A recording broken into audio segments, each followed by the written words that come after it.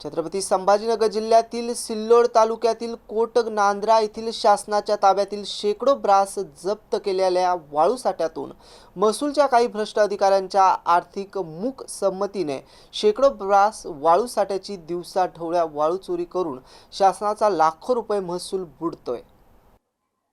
या प्रकरणी महसूलचा अपहार पुरावे नष्ट करणे, अधिकाऱ्यांचे संगनमत कर्तव्यातील अधिक फायद्यासाठी जाणीवपूर्वक कसूर आणि अवैध वाळू गौण खनिज वाहतूक करणाऱ्या वाळू चोर भ्रष्ट अधिकाऱ्यांवर कोटनांद्रा येथील गट नंबर 146 मधील शासनाच्या ताब्यातील वाळू चोरी प्रकरणाची सखोल चौकशी करून दोषी आढळणाऱ्या वाळू चोर भ्रष्ट अधिकाऱ्यांवर तत्काळ फौजदारी गुन्हे नोंदवून कारवाई करावी अशी मागणी महेश शंकरपल्ली आणि संजय निकम यांनी जिल्हाधिकारी यांच्याकडे केली आहे। उपविभागीय अधिकारी सिल्लोड, तहसीलदार साहेब सिल्लोड, पोलीस निरीक्षक ग्रामीण पोलीस स्टेशन सिल्लोड, सदस्य सचिव तालुकास्तरीय संनियंत्रण समिती तहसील सिल्लोड यांच्याकडे 8 मे रोजी दिलेल्या लेखी तक्रारीत केली आहे। विशाल चव्हाण, एमसन न्यूज, भराडी, सिल्लोड।